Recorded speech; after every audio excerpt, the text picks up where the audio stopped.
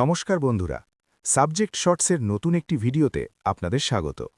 প্রাচীন ভারতের ইতিহাসে হারাপ্পান সিভিলাইজেশন বা হরপ্পা সভ্যতার পতনের পর যে নতুন সংস্কৃতির উন্মেষ ঘটে তাকেই আমরা ভেদিক এজ বা বৈদিক যুগ বলি। এই যুগটিকে ভেদিক এজ বলা হয় কারণ এই সময়কার ইতিহাস পুনর্গঠনের প্রধান উৎস হল ভেদিক টেক্সটস বা বৈদিক সাহিত্য এবং এর পাশাপাশি কিছু আর্কিওলজিক্যাল সোর্সেস বা প্রত্নতাত্ত্বিক নিদর্শনও আমাদের সাহায্য করে। এই বৈদিক সাহিত্যের রচয়িতা ছিলেন ইন্ডো আরিয়ানস। এই ইন্ডো আরিয়ান শব্দটি মূলত একটি লিঙ্গুইস্টিক টার্ম যা ইন্ডো ইউরোপিয়ান ল্যাঙ্গুয়েজ ফ্যামিলির ইন্ডো ইরানিয়ান শাখার ভাষাভাষী মানুষদের বোঝায়। ঋগ্বেদের রচয়িতারা নিজেদের আরেয়া বলে পরিচয় দিতেন। আরেয়া শব্দটি আর থেকে এসেছে, যার অর্থ টু কাল্টিভেট বা চাষ করা। আক্ষরিক অর্থে আরেয়া বলতে বোঝায় কিন্সম্যান বা কম্প্যানিয়ন, আর সংস্কৃত ভাষায় এর অর্থ হল নোবেল বা সদ্বংশজাত। আরিয়েন্সদের আসল বাসস্থান কোথায় ছিল তা নিয়ে ঐতিহাসিকদের মধ্যে নানা থিওরিজ বা মতবাদ রয়েছে, তবে বর্তমানে আরিয়ান ইনভেশন বা আর্য আক্রমণের তত্ত্বটি খারিজ হয়ে গেছে এবং মনে করা হয় যে তারা একাধিক পর্যায়ে ভারতে প্রবেশ করেছিল। চলুন প্রধান মতবাদগুলো দেখে নিই। European theory. Sir William Jones 1786, guys প্রমুখ মনে করতেন আরিয়ানসদের আদি বাসস্থান ইউরোপ মহাদেশে। Central Asian theory.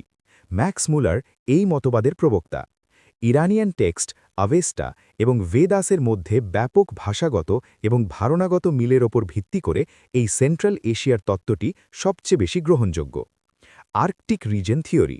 ডক্টর বাল গঙ্গাধর তিলক মনে করতেন আরিয়ানসরা সুমেরু বা নর্দার্ন আর্কটিক রিজন থেকে এসেছিল, কারণ ভেদাসে 6 মাস দিন এবং 6 মাস রাত্রির উল্লেখ আছে। Tibet theory. স্বামী দয়ানন্দ সরস্বতী মতে আরিয়ানসদের আদি বাসস্থান ছিল টিবেট। Indian theory. ডক্টর সম্পূর্ণানন্দ এবং এসি দাস মনে করেন আরিয়ানসরা ভারতেরই আদিবাসিন্দা এবং সপ্ত সিন্ধুই তাদের আসল বাসস্থান। আর্কিওলজিক্যাল এভিডেন্স থেকে জানা যায় সাউদার্ন সাইবেরিয়ার অ্যান্ড্রোনোভো কালচার থেকে পরিযান শুরু হয়। তারা হিন্দুকুশ পর্বতের উত্তর দিক দিয়ে ব্যাকট্রিয়া মার্গেনিয়া আর্কিওলজিক্যাল কমপ্লেক্স হয়ে ভারতে প্রবেশ করে। 1900 বিসিই থেকে 1500 বিসিইর মধ্যে ঘোড়া, স্পোকড হুইলস, ফায়ার কাল্টস এবং ক্রিমেশনের প্রমাণ পাওয়া যায়, যা সেন্ট্রাল এশিয়া থেকে সাউথ এশিয়ার দিকে তাদের মুভমেন্ট নির্দেশ করে। আর্লি ভেদিক জিওগ্রাফি অনুযায়ী আরিয়ানসরা মূলত সপ্ত সিন্ধু অঞ্চলে বসবাস করত। এই 7টি নদী হল ইন্ডাস বা সিন্ধু, ঝেলাম বা ভিতিস্তা, বেয়াস বা বিপাশা, চেনাব বা আসকিনি, রবি বা পুরুষনি, সুতলেজ বা সুতুদ্রি এবং সরস্বতী, যাকে বর্তমানে ঘাগ্ঘার হাকরা বলা হয়। তাদের বসবাস ইস্টার্ন আফগানিস্তান, পাঞ্জাব থেকে ওয়েস্টার্ন ইউপি পর্যন্ত বিস্তৃত ছিল। মজার ব্যাপার হল ঋগ্বেদাতে যমুনা নদীর উল্লেখ মাত্র 2 বার এবং গঙ্গা নদীর উল্লেখ মাত্র 1 বার আছে, যা প্রমাণ করে যে তারা তখনও ওই অঞ্চলে পুরোপুরি বসতি স্থাপন করেনি। বেদ শব্দটি বিদ ধাতু থেকে এসেছে, যার অর্থ টু নো বা নলেজ। এই সাহিত্যকে শ্রুতি বলা হতো কারণ তা শুনে শুনে মনে রাখা হতো।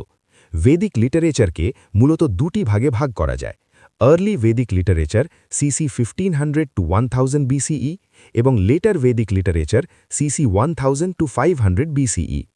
প্রতিটি বেদের 4টি অংশ থাকে: সংহিতা, ব্রাহ্মণা, আরণ্যকা এবং উপনিষদ। প্রথমে আসি দ্য 4 বেদাসের কথায়। ঋগ্বেদ। এটি সবচেয়ে প্রাচীন এবং ইউনেস্কো ওয়ার্ল্ড হিউম্যান হেরিটেজ লিস্টের অন্তর্ভুক্ত। এতে 10টি মণ্ডল এবং 1028টি হিমস রয়েছে। মণ্ডল 2 থেকে 7 হল সবচেয়ে প্রাচীন, যাদের ফ্যামিলি বুকস বলা হয়। মণ্ডল 9 সম্পূর্ণভাবে সোমার উদ্দেশ্যে নিবেদিত। সবচেয়ে গুরুত্বপূর্ণ হল মণ্ডল 10, যেখানে পুরুষ সুক্তার মাধ্যমে 4 বর্ণার কথা বলা হয়েছে। বিখ্যাত গায়ত্রী মন্ত্র উল্লেখ রয়েছে মণ্ডল 3-টে। সামবেদ। এটি মূলত ঋগ্বেদের শ্লোকগুলোর এক সুরবদ্ধ রূপ, যা গানের আকারে গাওয়া হতো। এতে 1810টি মেলোডিজ এবং ধ্রুপদ রাগা রয়েছে। যজুর্বেদ। এটি স্যাক্রিফাইশিয়াল প্রসিজিয়ার্স বা যজ্ঞের নিয়মকানুন নিয়ে আলোচনা করে। এর 2টি ভাগ: শুক্লা যজুর্বেদ কেবলমাত্র মন্ত্র এবং কৃষ্ণ যজুর্বেদ মন্ত্র এবং গদ্যের মিশ্রণ। অথর্ববেদ। একে নন আরিয়ান ওয়ার্ক হিসেবে ধরা হয়। এতে রোগ এবং অশুভ শক্তি দূর করার ম্যাজিক স্পেলস এবং চার্মস রয়েছে। এটি 20টি কাণ্ডা এবং 711টি হিমসে বিভক্ত। এছাড়াও রয়েছে other Vedic and post Vedic literature. Brahmanas এগুলো যজ্ঞের নিয়মকানুন ব্যাখ্যা করে। শতপথ ব্রাহ্মণা হল সবচেয়ে গুরুত্বপূর্ণ। আরণ্যকা এগুলো ফরেস্ট বুকস যা তপস্বীরা রচনা করেছিলেন। এগুলো যজ্ঞের বিরোধিতা করে ধ্যান বা মেডিটেশনের ওপর জোর দেয়। উপনিষদ এর অর্থ হল টু সিট নিয়ার সামওয়ান। মোট 108টি উপনিষদ আছে, যার মধ্যে 13টি প্রধান। এরা মূলত আত্মান এবং ব্রাহ্মণ নিয়ে আলোচনা করে।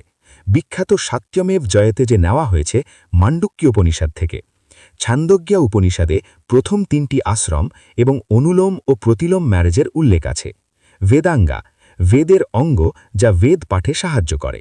এগুলি হল শিক্ষা, কল্পা, জ্যোতিষা, ব্যাকরণ, নিরুক্ত এবং ছান্দ।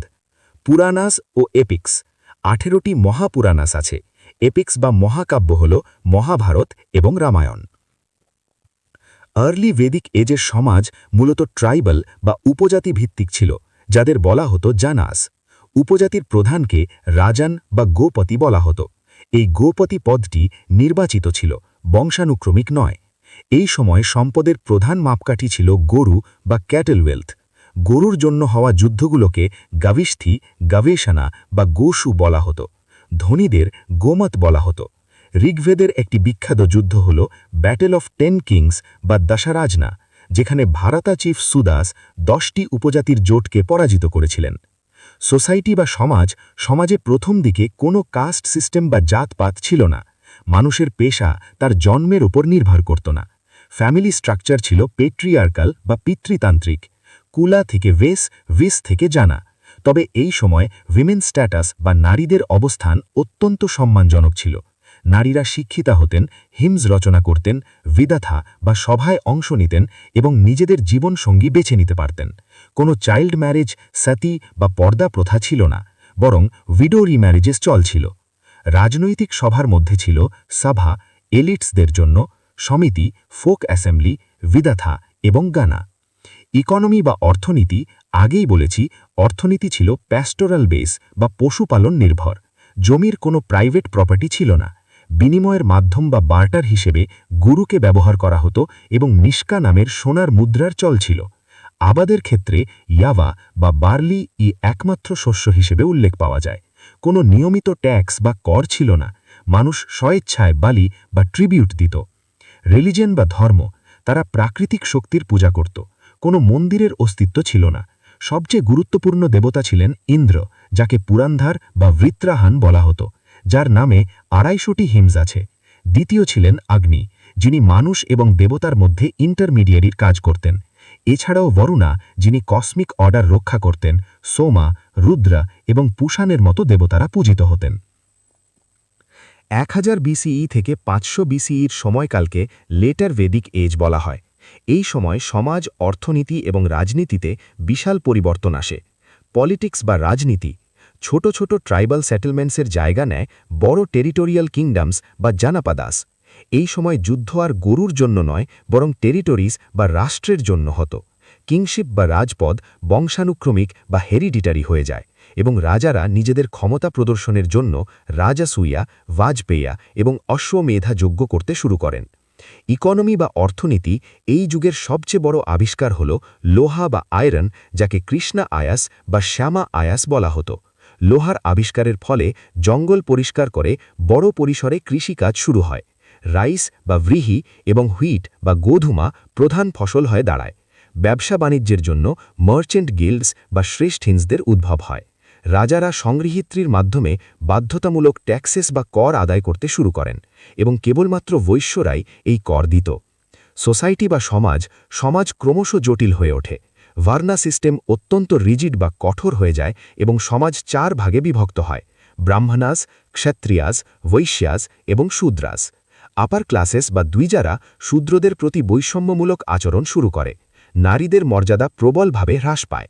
বিদথা সভার অবলুপ্তি ঘটে এবং নারীরা সভাতে যাওয়ার অধিকার হারায়। গোত্র প্রথার উদ্ভব হয় এই সময়েই, যার অর্থ অরিজিনালি ছিল গোপেন, কিন্তু পরে তা কমন অ্যানসেস্টার বোঝাতে ব্যবহৃত হতে থাকে। রিলিজন বা ধর্মেও আসে বড় পরিবর্তন। স্যাক্রিফাইস কাল্ট বা যজ্ঞ অত্যক্ত আড়ম্বরজনক হয়ে ওঠে। ইন্দ্র এবং অগ্নি তাদের আগের গুরুত্ব হারান এবং তাদের জায়গা নেন প্রজাপতি, যিনি ক্রিয়েটর, বিষ্ণু, যিনি প্রিজার্ভার, এবং রুদ্র, এই তিনজনে। আইডোলেট্রি বা মূর্তি পূজার সূত্রপাতও এই পর্যায়েই দেখা যায়। তবে এই প্রিস্টলি ডমিনেশন এবং আড়ম্বরজনক যজ্ঞের বিরুদ্ধে একটা বড় প্রতিক্রিয়া সৃষ্টি হয়, যার ফলশ্রুতি উপনিষদের উদ্ভব হয়। ভিডিও শেষ করার আগে বেদিক এজের কিছু অত্যন্ত গুরুত্বপূর্ণ টার্মস আমাদের জেনে রাখা উচিত, যা ইতিহাস বুঝতে খুব সাহায্য করে। দুহিত্রী, যে মেয়ে গরু দোহান করে। গোধূলি বা সামগাওয়া, সময় মাপার একক। গোদ্যুতি, দূরত্ব মাপার একক। উর্বারা, উর্বর কৃষিভূমি।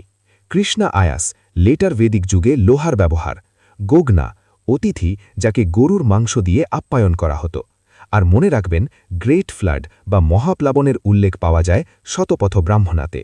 তাহলে আমরা দেখলাম কিভাবে একটি সহজ সরল প্যাস্টোরাল বা পশুপালন নির্ভর ঋগ্ভেদিক সমাজ ধীরে ধীরে একটি জটিল কৃষিনির্ভর এবং রিজিড বর্ণা সিস্টেমযুক্ত লেটার ভেদিক সমাজে পরিণত হল।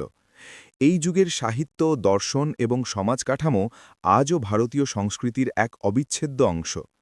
আশা করি বেদিক এজের এই ডিটেইলড এক্সপ্লেনেশন আপনাদের কনসেপ্ট ক্লিয়ার করতে সাহায্য করবে। ভিডিওটি ভালো লাগলে লাইক করুন, বন্ধুদের সাথে শেয়ার করুন, আর এরকম আরও ইনফরমেটিভ ভিডিও পেতে সাবজেক্ট শর্টস চ্যানেলটিকে সাবস্ক্রাইব করতে ভুলবেন না। দেখা হচ্ছে পরের ভিডিওতে। ধন্যবাদ।